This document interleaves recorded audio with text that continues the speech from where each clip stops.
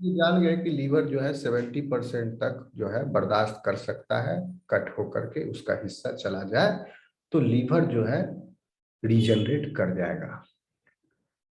इसको बोलते हैं, अगर experimentally if you remove the part of liver, the term is partial hepatectomy. हिपेक्टोमी,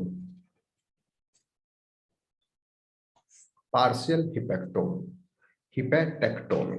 70% P capital H capital X. सीधा एक टर्म ऐसे लिख दोगे ना तो समझ जाएगा पढ़ा लिखा बायोलॉजिस्ट कि you mean that 70% partial hepatectomy किया गया, 70% ऑफ द लीवर हटाया गया। If the rat is subjected to this, then remnant liver, यहां से ये 70% है, ये सपोज 30% है, इसको निकाल के हटा दिए, ये रिमेनिंग 30% जो बचा, this will regenerate the remaining liver and it will become 100% in volume and mass, but not in number, cell number. तो चूंकि सेल नंबर इसने रीगेन नहीं किया तो ये लीवर का लोब भी रीगेन नहीं हो पाता है। we lose the lobes also. लेकिन लीवर जो है ओरिजिनल साइज और ओरिजिनल मास पर पहुंच जाता है, इसीलिए इसको हम बोलते हैं this is not a complete regrowth. So liver regeneration is not a complete regrowth, but basically this is a compensatory regrowth. Compensation कर दिया, पूरा नुकसान का भरपाई तो नहीं हो पाया लेकिन काम चलाऊ हो जाएगा। Regrowth, it will save your life। इस कंपनसेटरी रीग्रोथ से सेव योर नहीं, इस चूहे का इट्स लाइफ। सो अब देखेंगे यहां पर कि हेपेटोसाइट प्रोलिफरेशन जो हो रहा है वो जो है यहां पर एक कंट्रीब्यूटर है।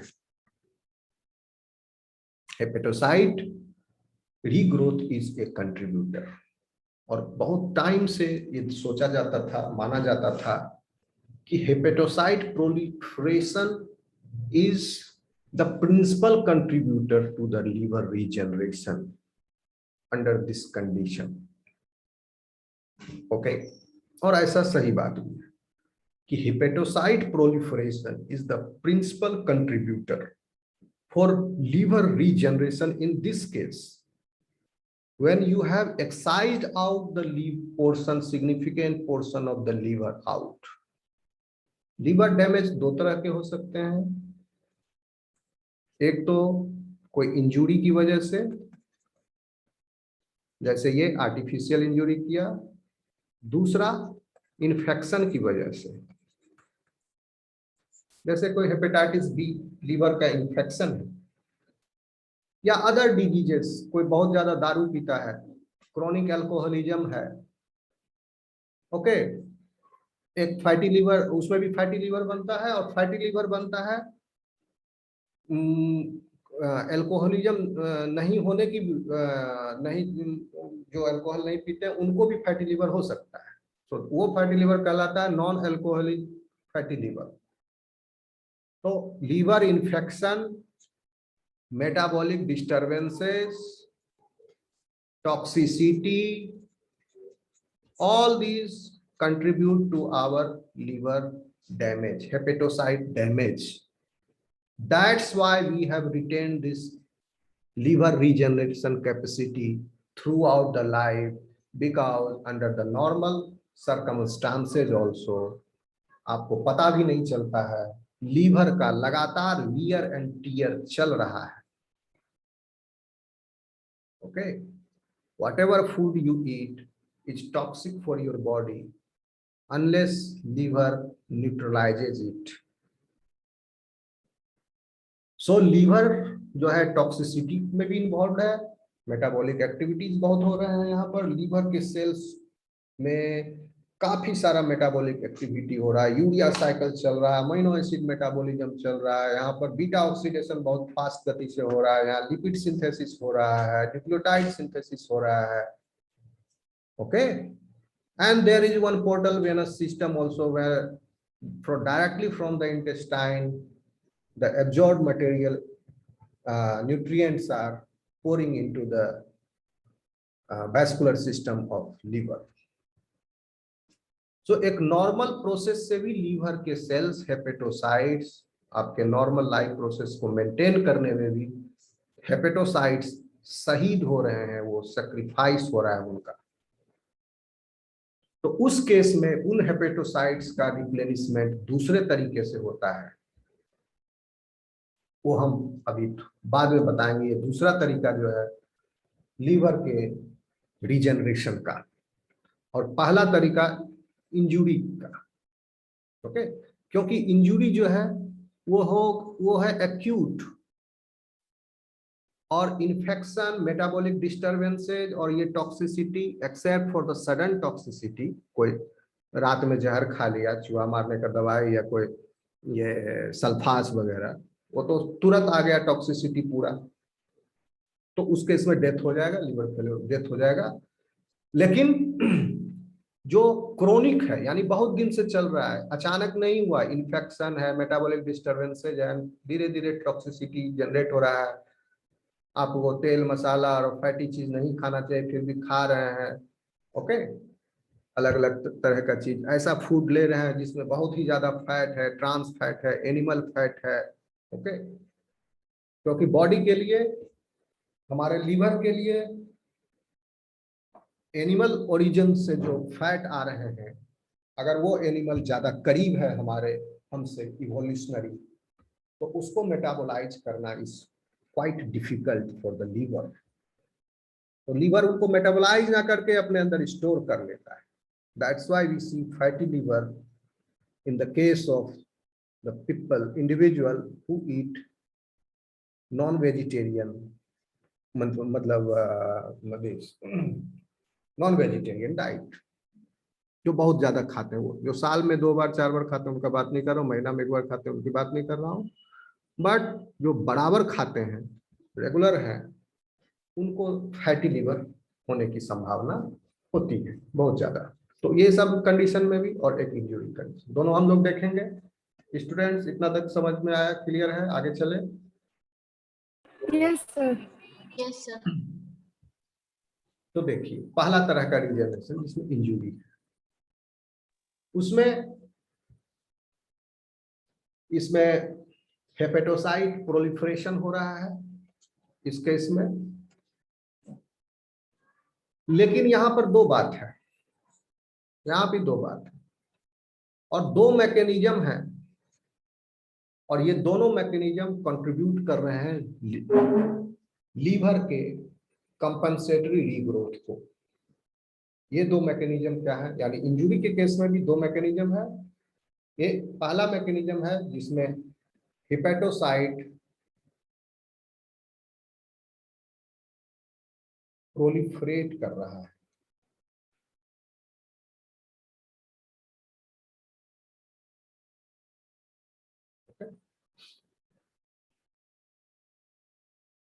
यानी यहां पर प्रोलिफरेशन से हेपेटोसाइट आ रहे हैं, एक मैकेनिज्म। दूसरा मैकेनिज्म है जिसमें हेपेटोसाइट का हाइपरट्रोफी हो रहा है। हेपेटोसाइट हाइपर, अभी थोड़ी देर पहले आपको बताए थे कि सेल नंबर जो है वो बराबर नहीं हो पाता है, सेल की संख्या घट गई, लेकिन साइज और मास पहले के जैसा हो गया। तो कुछ सेल्स जो हैं वो हाइपरट्रोफी हुई उनमें, यानी उनका वॉल्यूम जो है बढ़ा, कुछ हिपेटोसाइट्स के। तो दोनों mechanism is responsible. Majority of the cells, they start dividing to replenish the lost part, and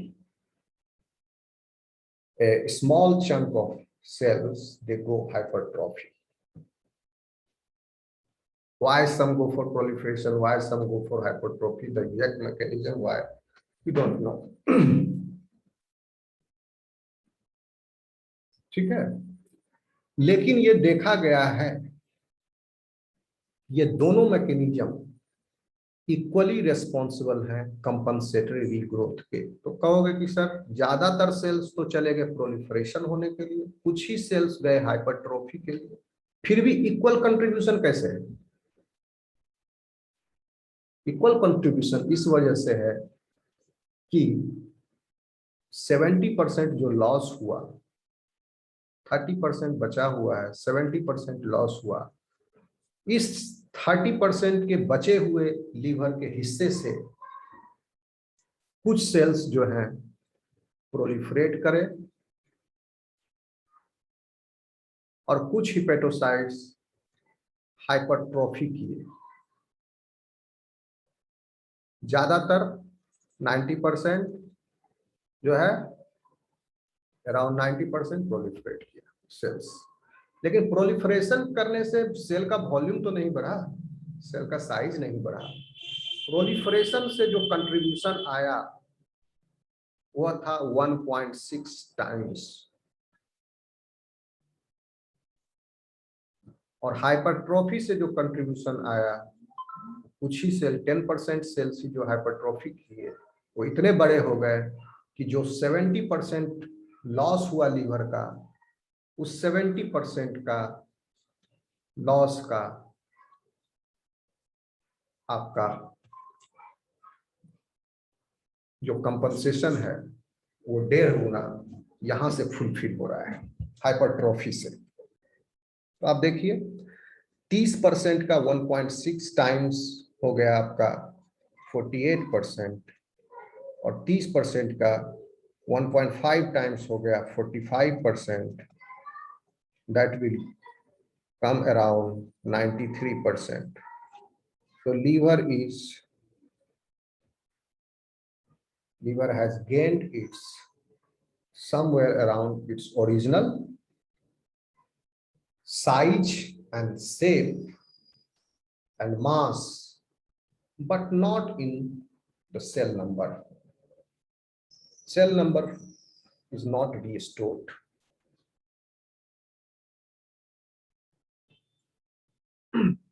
Okay, students.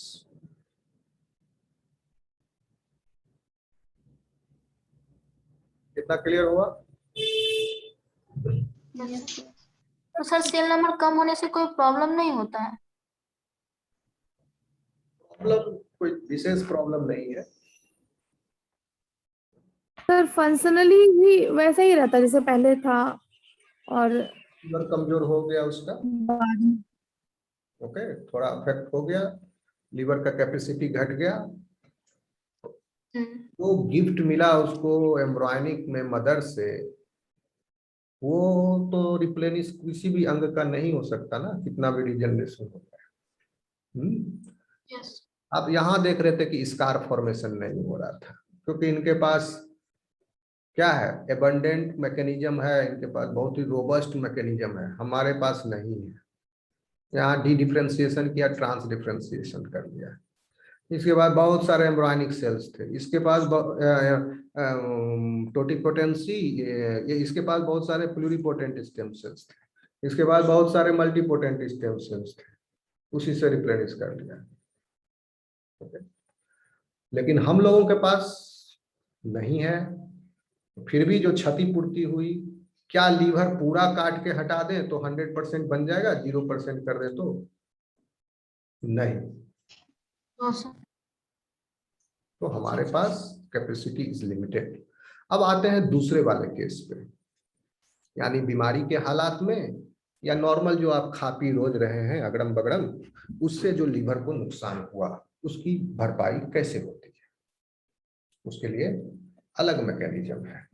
यहां पर आते हैं लीवर प्रोजेनाइटर सेल्स। इसको मिटा दें। Yes sir. अब देखिए, जैसा कि आप देखे अभी पार्शियल हिपेक्टोटोमी में आप 70% लीवर रिमूव किया गया था। इस केस में रीजनरेशन हुआ, कैसे? प्रोलिफरेशन से और हाइपरट्रोफी से। तो यहाँ पर कौन से मैकेनिज्म रेस्पॉन्सिबल हुए रीजनरेशन के लिए? प्रोलिफरेशन। किसे हुआ प्रोलिफरेशन? Mechanism number 1। कोई डी डिफरेंशिएशन हुआ? नो। ट्रांस डिफरेंशिएशन हुआ? नो। हिपेटोसाइट्स के साथ क्या हुआ? Hepatocytes R D differentiating. Okay, sorry यहां पर प्रोजेनाइटर सेल्स नहीं है। Mechanism number 2 is responsible. ये बाद वाले केस में नंबर 1 रेस्पॉन्सिबल है, जो अभी हम बताएंगे अभी, जिसमें इन्फेक्शंस और जो आपके खाने पीने के माध्यम से जो लीवर को डेली बेसिस पर इंजुरी हो रही वो। तो ये 2 इसमें डी डिफरेंशिएशन हुआ और हिपेटोसाइट्स जो हैं वो नो। हिपेटोसाइट्स को डी डिफरेंशिएशन की जरूरत नहीं है, सॉरी। ये थोड़ा पिक्यूलियर है लीवर वाला। यहाँ पर मैकेनिज्म जो रेस्पॉन्सिबल है वो बस ना 1 ना 2 ना 3, तीनों में से कोई नहीं। जबकि एडिशनल मैकेनिज्म रेस्पॉन्सिबल है, that is direct proliferation of hepatocytes. Hepatocytes के पास सेल डिवीजन कैपेसिटी होती है, ठीक है, इसलिए वो डायरेक्टली खुद हेपेटोसाइट्स जो है प्रोलिफरेट कर जाएगा। यानी यहाँ हो गया डायरेक्ट प्रोलिफरेशन। और एक एडिशनल मैकेनिज्म आप देख रहे हैं यहाँ, हाइपरट्रोफी, सेलुलर हाइपरट्रोफी, सेल का हाइपरट्रोफी हुआ।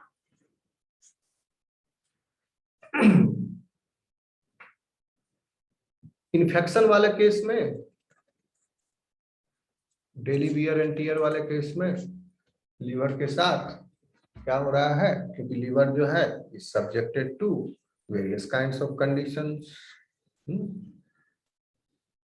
जैसे कि किसी को क्रोनिक लीवर डिजीज हो जाए, मान लो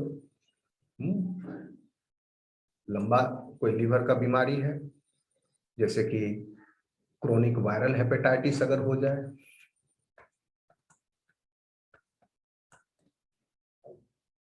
या अल्कोहलिक लीवर डिजीज है, या non alcoholic fatty liver disease है।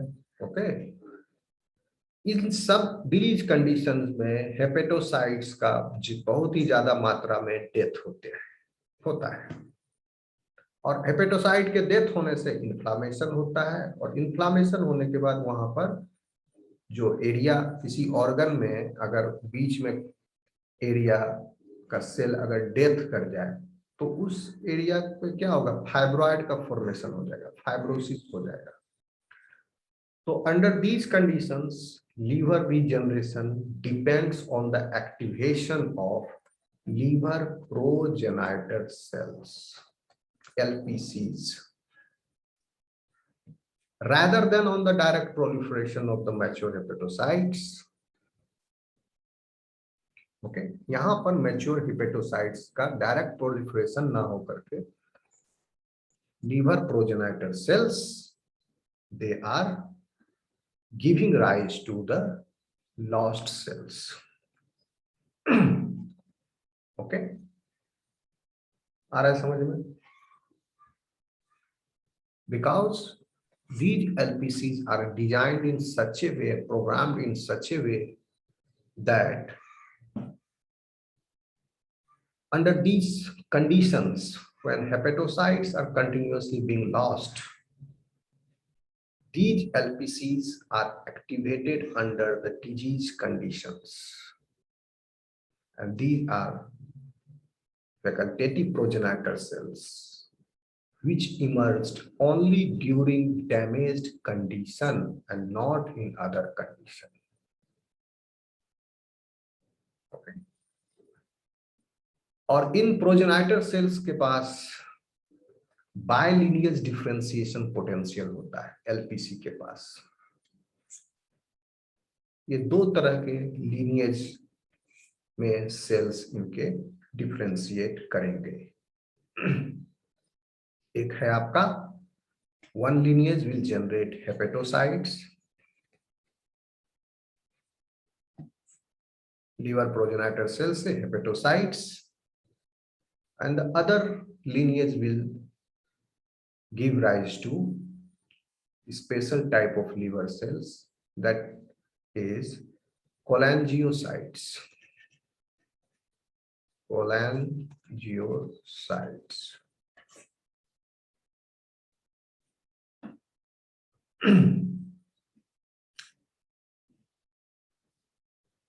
और भी तरह के सेल्स अब रिसेंट स्टडीज में आ रहे हैं, प्रपोज कर रहे हैं कि वो भी इसी से डेवलप हो रहे हैं, but I am not going in that. लेकिन नो कि एलपीसी को कौन से सेल जनरेट करते हैं इसमें हम नहीं जा रहे हैं, लेकिन LPC giving rise to two types of cells only, these two types, because they are bilineage. This one LPC. फिर जो है ये these hepatocytes will replenish the lost hepatocytes. कोलिंगोसाइट्स जो है उनका काम है फिर से एलपीसी को जनरेट करना, कर सकते हैं ये वापस। और ये कोलेंजियोसाइट्स जो हैं आपके लिवर में होते हैं, but they are present in small in number, they give rise to LPCs. Okay, फिर आप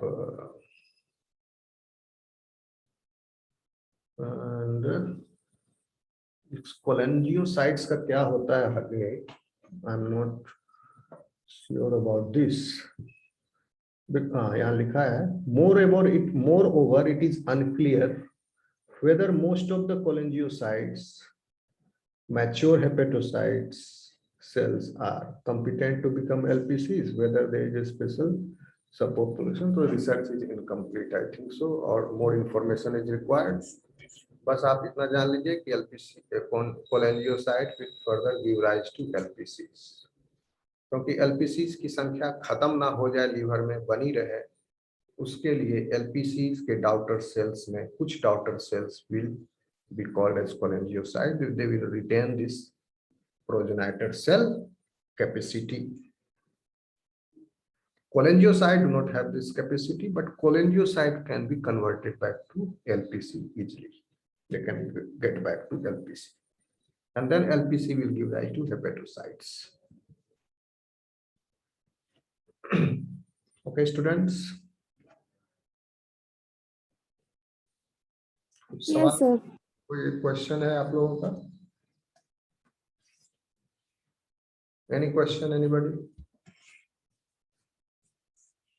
अगर कोई सवाल नहीं है तो ये टॉपिक यहाँ खत्म हो रहा है। होप कि अगर एग्जाम में 5 नंबर का है, चाहे 10 का आवे या ऑब्जेक्टिव भी आवे, इतना इंफॉर्मेशन है कि आप उसको अच्छे से प्रोड्यूस कर दोगे। Okay, Yes, sir. right? So